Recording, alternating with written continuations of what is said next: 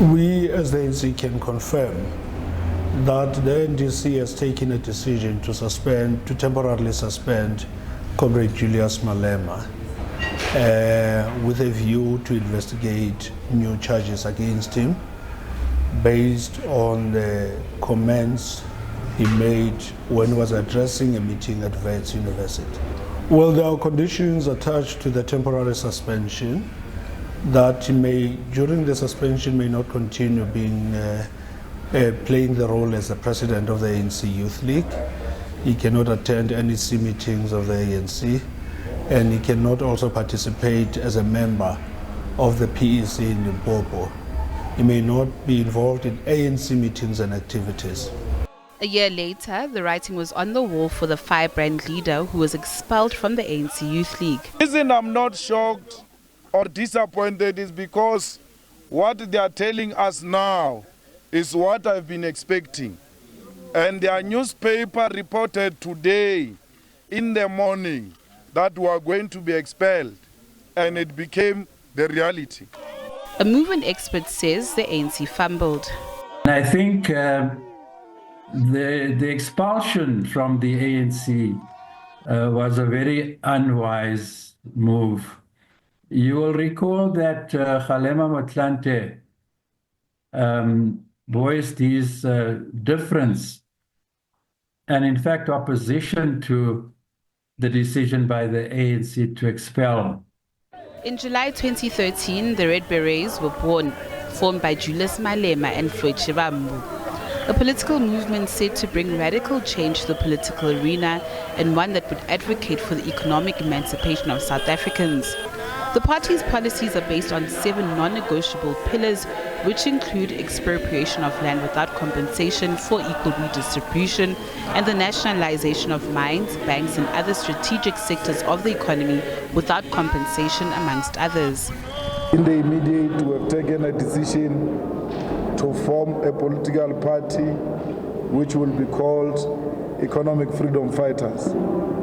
That party will exist everywhere else in South Africa and will advocate for, amongst others, expropriation of land without compensation, nationalization of mines, quality education, healthcare, housing, and sanitation. Malema, who cut his teeth into politics at a young age, has been described as a relentless leader, but the question is, will he and his party stand the test of time? So that background of Malema, it's important, however, to note that he's a formidable leader. There's no doubt about it. You know, he's quick to think on his feet, very dynamic leader, young still, but showed, amazing prospects for leadership at a young age, and especially which is why and how he became ANC Youth League president.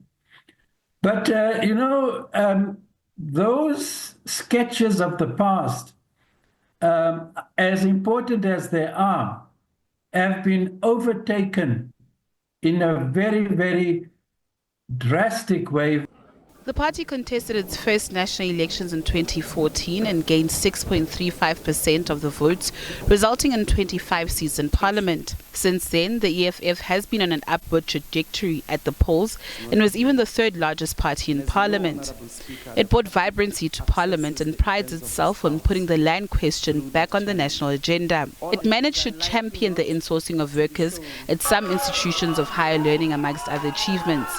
By the time the party celebrated 10 years of its existence, it boasted of 1 million members. The expectation was for the party to grow at the polls, but with the advent of the Umkhonto Sizwe Party, that was not the case. You'll recall last year they celebrated the 10th anniversary of their founding, and how it went so well at this FNB Stadium, massive turnout and performance there. I had suspected that they would do well in the 2024 29th May elections, but to my surprise, they dropped, their performance in that election was really a big surprise to me. I had thought that You know, they would go from 10, 11% to 15, even perhaps reaching 20%, you know.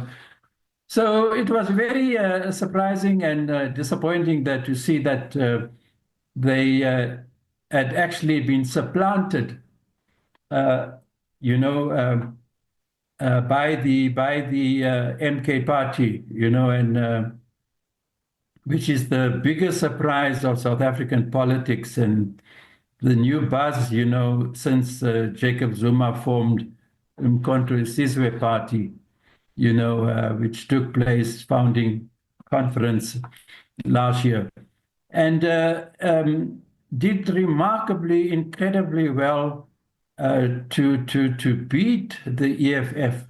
Since the exit of its former deputy president, Floyd Shivambu, earlier this year, a number of other leaders have followed suit and joined the MK Party, something Malema hinted. The party concedes that it is facing political turbulence, but it believes it will bounce back. The EFF is alive. The EFF exists everywhere. No one can kill the EFF. You members are the only people who can kill the EFF. Even Julius Malema can never kill the EFF. The EFF belongs to you, the members of the EFF. It is not a spaza shop of the Malema family. It's not an inheritance of Ratana. It is your organization. You own this organization.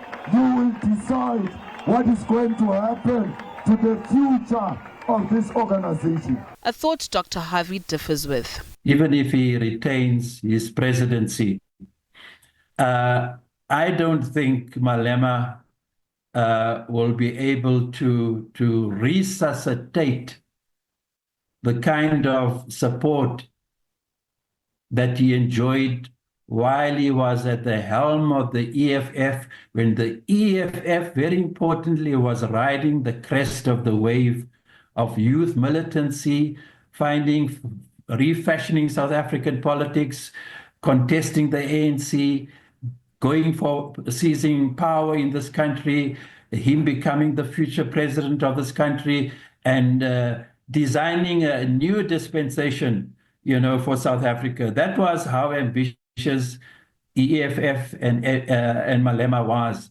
I think that is all now water under the bridge, really. The more I think about it, despite and contrary to his rhetoric and his arrogance in his interviews with the media, I am convinced. I might be proven wrong, but I don't think Malema will recover. Certainly not easily from the very powerful position Julius Malema occupied in South African politics, you know, for long. As the party heads to its third National People's Assembly and plans for its future, Malema has this to say for the party's doomsayers.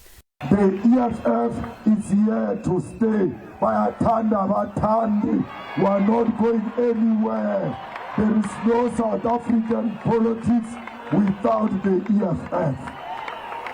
When you talk politics, you must know synonym of politics is EFF, because there can never be an imagination of politics without the EFF in South Africa.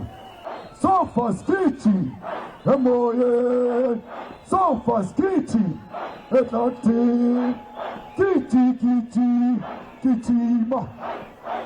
Umkhonto Alliance. Natasha Pir, SABC News, Johannesburg. Shoot to kill, Yamasa.